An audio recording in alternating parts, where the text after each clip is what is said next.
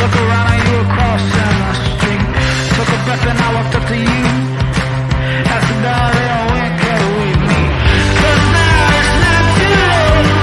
I won't just sit and wait. Alone by myself, I'm not just gonna stay and wait.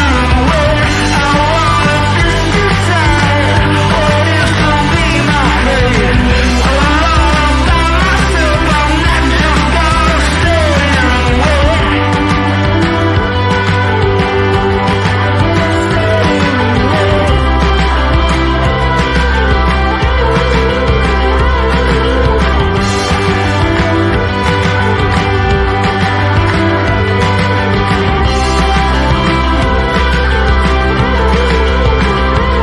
and wait. But now it's not too late.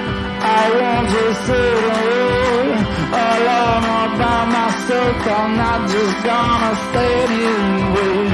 I wanna just decide what is to be my fate. Alone all by myself, I'm not just gonna stay here and wait.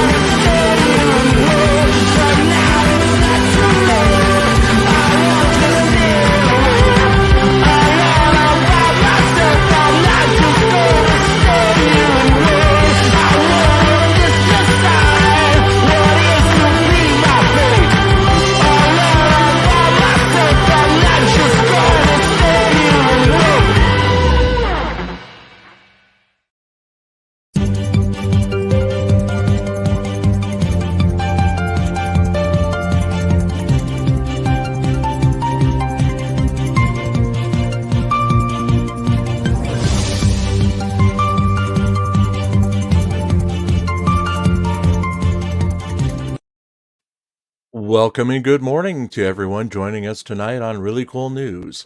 I'm Jim Finch, and I'm glad you're here to hear the latest in 1A auditing news and news associated with the dynamic cast of characters we follow. It was another gorgeous day in north central Pennsylvania, though a few storm clouds have been moving in to hopefully knock some of the ever-present pollen from the air to allow me to breathe again. Stay tuned after the last story today for some updates for our programming schedule for tomorrow and the weekend, as the Karen Reed trial is not in session on Thursday due to a conflict with Turtle Boy's hearing in the same court. With that, let's get on with the news.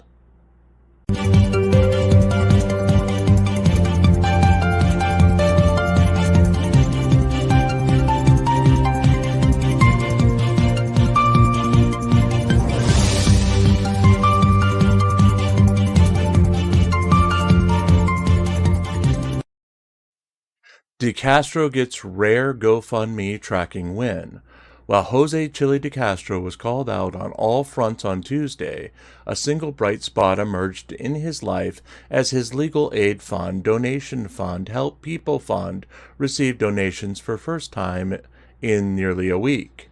The fund received a $60 donation early in the day, followed by a mid-afternoon donation of $50, bringing Tuesday's tally for the fund to $110, which far outshined any of the other major funds that we track to take the crown for the day. In second place came Sean Paul Long Island Audit Riaz with a $20 donation to his unlawful arrest and constitutional rights campaign. This particular campaign had a 24-day drought in donations, and it is unclear why someone picked to donate to this campaign rather than his other more popular crowdfunding campaigns, as there were no discernible links or promotions from Long Island Audit's YouTube channel.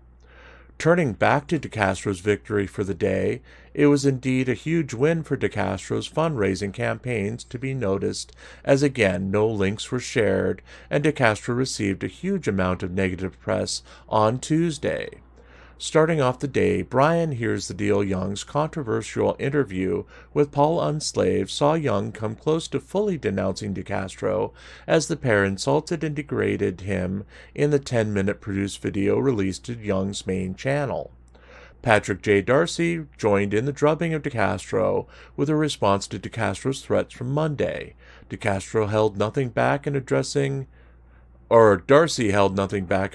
DeCastro's spiteful comments and self-sabotaging efforts. Lastly, DeCastro's alternate livestream host, Michael Eline, came under fire from Merb again, this time by refusing to acknowledge Merb's proposals for a legal showdown using a neutral judge. DeCastro's only positive news for the day came in his crowdfunding win and in the report from PDocs that his release date had been updated and he will now be released on August 3rd, 2024. No reason was given for this change. All of the negative interactions have corresponded news stories here on Really Cool News and on ReallyCoolSite.org. As always, we do have a GoFundMe featured in the scroll below. All proceeds go to keeping the lights on, eating, and writing news stories to feature here and on ReallyCoolSite.org. In a brief update to this one, we may have had an impact, as late in the afternoon today, DeCastro's associates released an update to his community page featuring links to 2 of his 3 GoFundMes and Press with Rankers GoFundMe. So far, the take from the 3 has totaled about $20 to a single donation. We will continue to monitor this situation and bring you updates in our report tomorrow.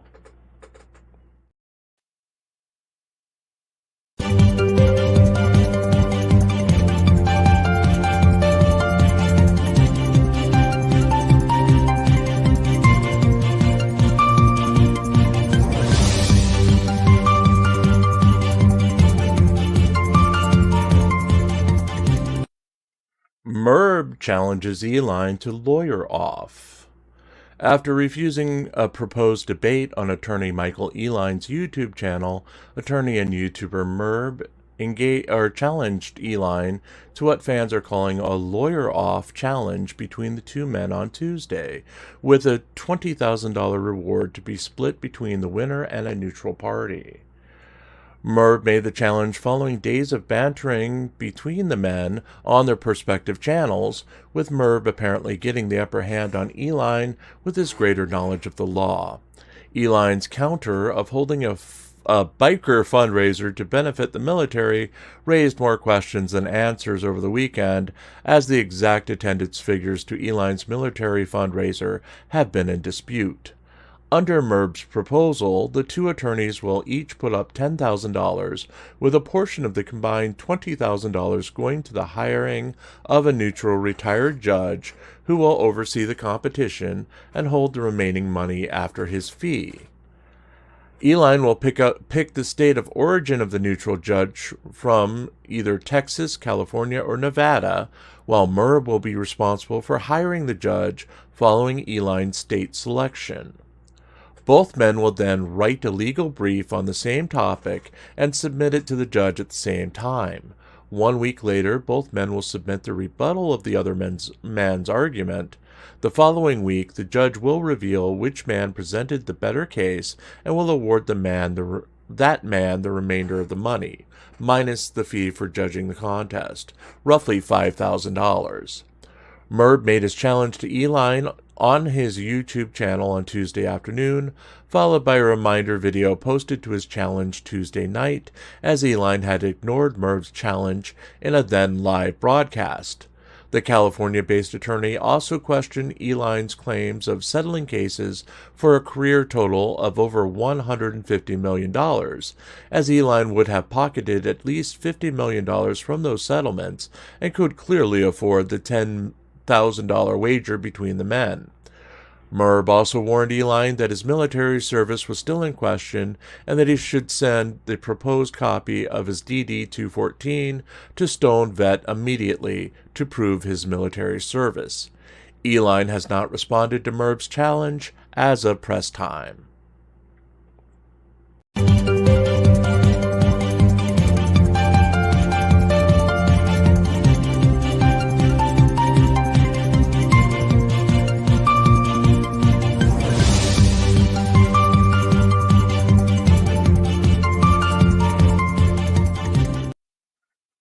Darcy responds to DeCastro threat.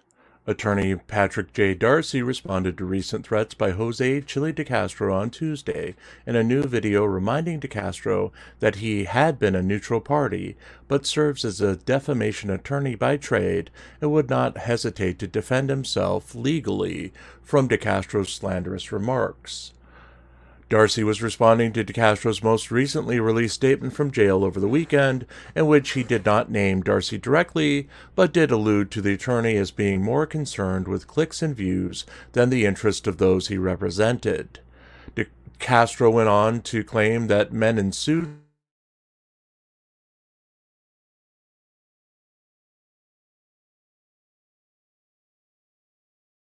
Michelle Levitt for his freedom, as they had no regard for the law or that freedom. Darcy addressed DeCastro's examples of successful petitioning of things like the ban of anti-slavery legislation in the 19th century and against laws establishing internment camps for Japanese Americans in World War II as different types of petitioning than DeCastro's calls to petition judges for his freedom. The attorney pointed out that judges are meant to be unbiased and that sentencing is not a popularity contest. Petitioning judges would put their unbiased nature into question, and Darcy warned that while DeCastro was petitioning to have his jail sentence revoked or shortened, it could also be used by those who wanted DeCastro's sentence increased. Reiterating that he had been a neutral party in DeCastro's ongoing disputes and that his videos criticizing DeCastro's legal briefs were intended to help others in similar circumstances to those of DeCastro, Darcy warned that he was indeed a defamation specialist, and DeCastro would need several new lawyers to defend against a possible lawsuit should DeCastro continue to disparage him. This is a developing story. DeCastro has not replied to Darcy's video as of press time.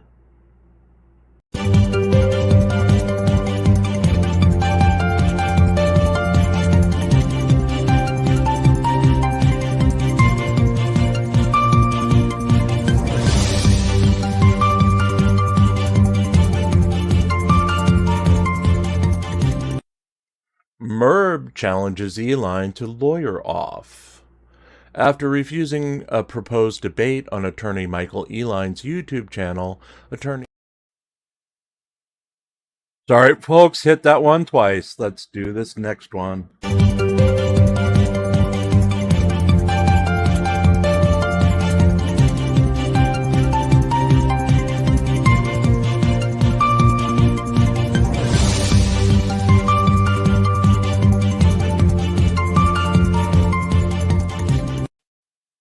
Here's the Deal and Paul Unslaved attacked DeCastro.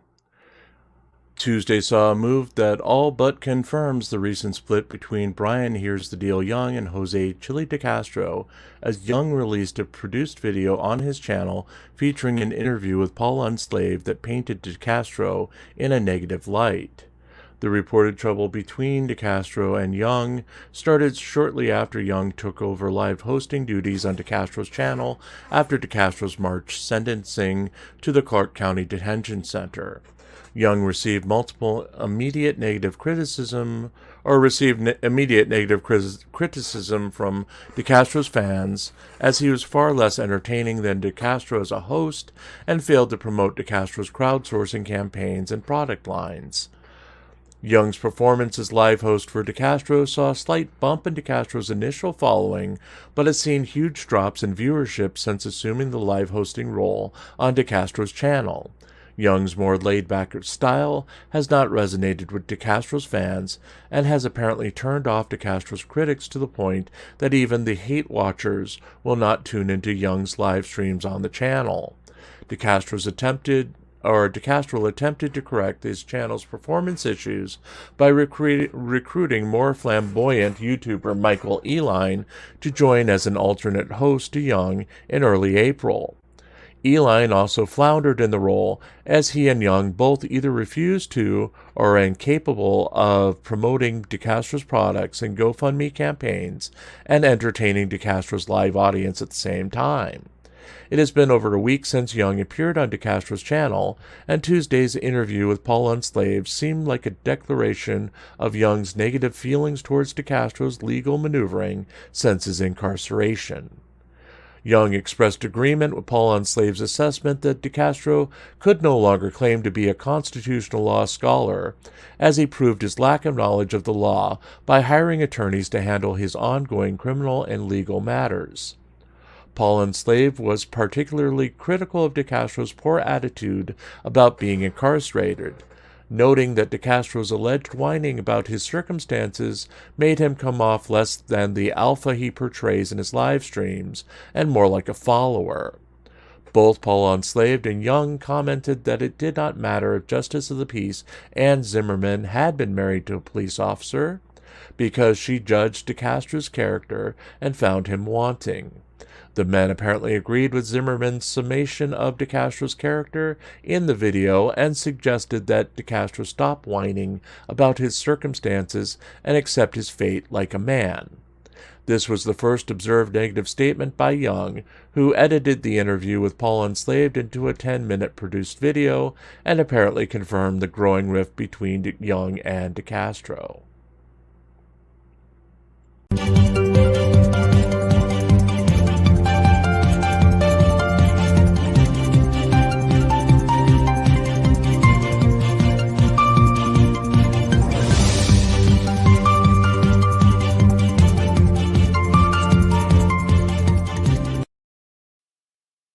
One year ago today, we had three top stories for May 22nd, 2023, with two of the three stories relating to ongoing events that are still happening this year.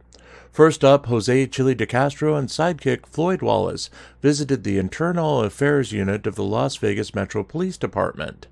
Wallace served as an awkward cameraman as DeCastro met with investigators to report claims of excessive force allegedly used by LVMPD members on him during his March 2023 arrest.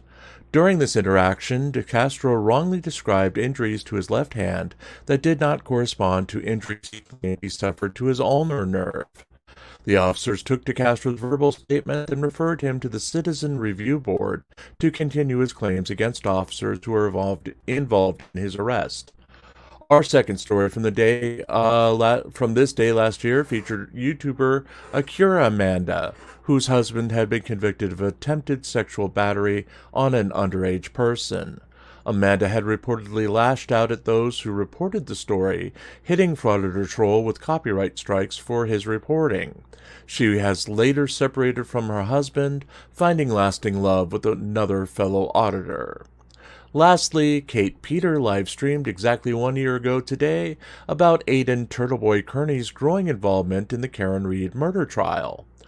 Peter was joined by True Yorker and Boomer to discuss Turtleboy's growing obsession with the case and his leadership of the Free Karen Reed movement.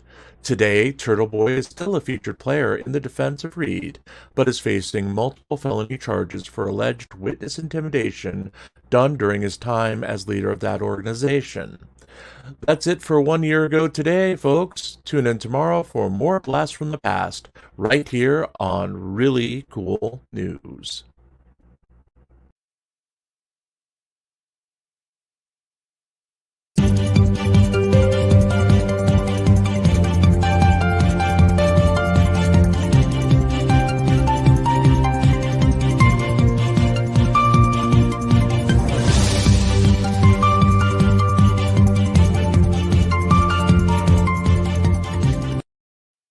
Thank you again for joining us here on Really Cool News. Today has been a busy day for the news, and I'm glad you've all stopped by to listen to our daily reporting. Please be sure to like, share, and subscribe. And hey, we're not currently monetized on any of our platforms, so if you like what you hear, how to tip us for our work is in the scroll below. As I've said earlier, Karen Reed murder trial coverage will resume on Friday, as there's no court hearings in the case tomorrow.